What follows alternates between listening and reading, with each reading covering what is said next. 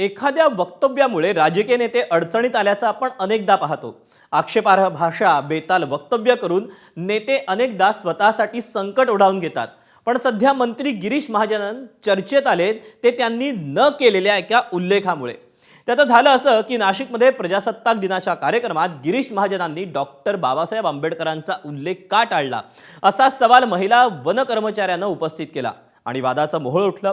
दिलगिरी व्यक्त करून हा वाद शांत करण्याचा प्रयत्न गिरीश महाजनांनी केला, मात्र अद्याप वादाचं हे वादळ शांत होत नसल्याचं चित्र आहे।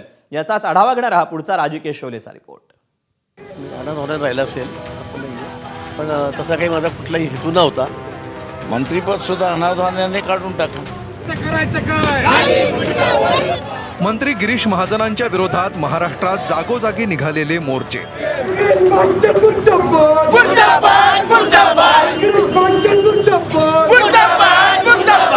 महाजनांच्या निषेधाच्या घोषणा।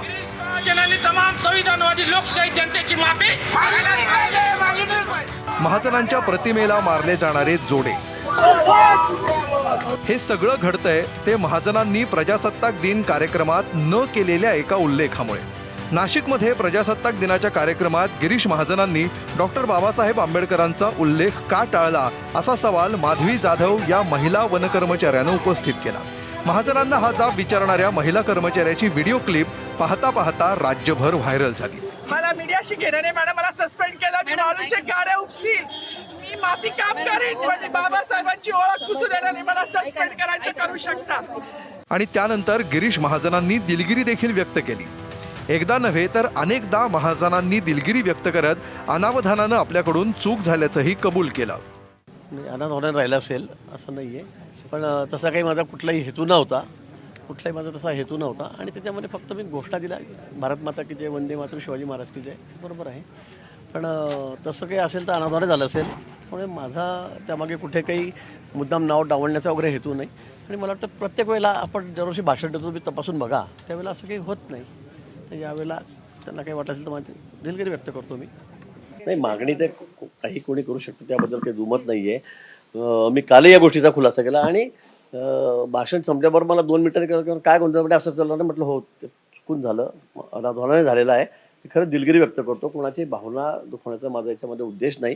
आणि भारतरत्न डॉक्टर बाबासाहेब आंबेडकर यांच्याबद्दल मला नितांत आदर आहे। मात्र महाजनांनी व्यक्त केलेली दिलगिरी वनकर्मचारी माधवी जाधव यांना मात्र पुरेशी वाटत नाही। त्यांना हवी आहे जाहीर माफी आणि ती देखील लेखी। मी संविधानिक लढाई लढतोय आणि संविधानाच्याच याच्याने हे करतोय। मागणी तर माझी ॲट्रॉसिटीची होती। परत एकदा सांगते, त्यांचं सुदैव आहे आणि माझं दुर्दैव आहे। आमच्या सगळ्या बांधवांनी अभ्यास केला, पण याचा अर्थ आम्ही त्यांना सोडतोय असंही नाहीये। त्यांनी वैयक्तिक दिलगिरी व्यक्त केली, त्या दिलगिरीला ती तकलाद होती, तिला मी काही मानत नाही। त्यांनी लेखी माफीनामा, वैयक्तिक बाजा तमाम भारतीय आंबेडकरी अनुयायांचा आणि तमाम भारतीयांचा त्यांनी लिखित स्वरूपात माफीनामा द्यावा। गिरीश महाजनांनी दिलगिरी व्यक्त केल्यानंतर हा विषय फार ताणू नये असं मत ठाकरेंच्या शिवसेनेनं व्यक्त केलंय। भारत प्रजासत्ताक झाला, हां, अशा वेळेला डॉक्टर आंबेडकरांच्या नावानंच त्या सोहळ्याची सुरुवात व्हायला पाहिजे, हे सत्य आहे। आणि ती जी मुलगी आहे जाधव, तिच्या त्या भावना उचमळून आल्या, त्यांचाही सन्मान व्हायला पाहिजे। त्यांनी ज्या पद्धतीनं डॉक्टर आंबेडकरांचा अपमान झाला म्हणून गणवेशामध्ये निषेध व्यक्त केला, मी त्यांचंही कौतुक करतो। पण आता मंत्र्याने माफी मागितलेली आहे, नाक घासलेला आहे, ह्याच्यावरती आता फार विषय ताणू नये। मात्र केवळ दिलगिरीवर हा विषय संपवायला वंचित बहुजन आघाडी तयार नसल्याचं दिसतंय। स्वतः प्रकाश आंबेडकरांनी गिरीश महाजनांच्या राजीनाम्याची मागणी लावून धरली आहे। मंत्रिमंडळातून त्यांना काढून टाकलं पाहिजे। म्हणजे ज्या संविधानाच्या जोरावरती असणारे ते मंत्रिमंडळ झाले तेच त्यांना माहीत नसेल कोणी लिहिलंय आणि कोणी हे केलंय, ते त्याला ठेवण्यात काय अर्थ आहे? गिरीश महाजनांनी त्यांचं स्पष्टीकरण देण्याचा प्रयत्न केला आहे। ते म्हणतायत की अनावधानाने झालं असेल, दिलगिरी व्यक्त केली। अनावधानाने असणारे मंत्रिपद काढून टाका ना, मंत्रिपद सुद्धा अनावधानाने काढून टाका। महाजनांना पदावर राहण्याचा अधिकार नाही असं वंचितला वाटतंय, तर महाजनांना देशात राहण्याचाही अधिकार नसल्याचं मत काँग्रेसनं व्यक्त केलंय। यांना बाबासाहेब आंबेडकरांचं नाव घ्यायला लाजच वाटते, कारण संविधान निर्माण करत असताना सुद्धा बाबासाहेबांनी ते निर्माण करू नये. संविधानाला विरोध करणारी मंडळी आहेत, त्यामुळे यांचा विश्वास कुठे संविधानावर आहे. बाबासाहेबांचं नाव घेणाऱ्यांना लाज वाटत असेल तर या देशात राहण्याचा अधिकार आहे का? जे संविधानाला मानत नाहीत ते देशामध्ये या खुर्चीवर बसण्याचे अधिकारी आहेत का? हा खरा प्रश्न येतो. विरोधी पक्षांकडून महाजनांच्या राजीनाम्याची मागणी होत असताना त्यांच्या वकिलीसाठी धावून आलेत ॲडव्होकेट गुणरत्न सदावर्ते. भीम अनुयायांसाठी केलेल्या कामाचे दाखले देत महाजन हे कसे आंबेडकरी विचारांचे आहेत ते पटवून देण्याचा त्यांनी प्रयत्न केला. या महाराष्ट्रामध्ये निळे शर्ट आणि निळ्या विचाराने म्हणजे दरवर्षी भीमजयंती जेवढ्या उत्साहामध्ये जामनेरमध्ये ते उत्साहात साजरी करतात.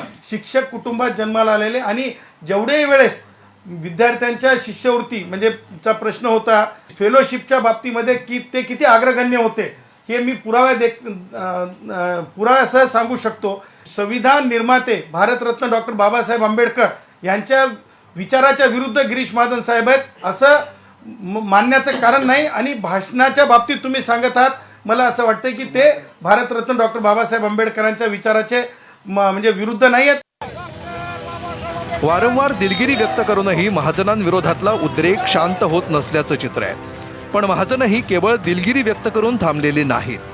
त्यांनी स्वतःच्या सोशल मीडिया अकाउंटवरून त्यांच्या आंबेडकर प्रेमाची उदाहरणं पोस्ट केली आहे. गेल्या काही वर्षात त्यांनी डॉक्टर आंबेडकरांबाबत केलेली वक्तव्य आणि आंबेडकरांच्या विचारांवर असणारं प्रेम दाखवणाऱ्या पोस्ट त्यांच्या सोशल मीडियावर झळकल्या. सर्वात मोठी प्रायोरिटी आंबेडकर विचारांना, बाबासाहेबांच्या विचारांना, बाबासाहेबांच्या मला घटना दिलेली आहे. बाबाच्या बाहेर उभे आहोत.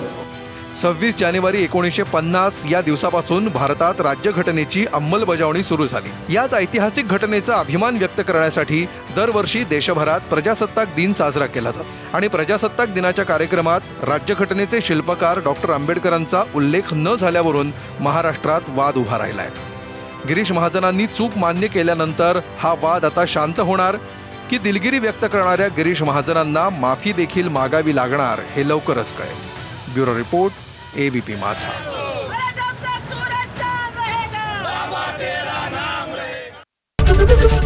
ABP माझा, उघडा डोळे बघा नीट.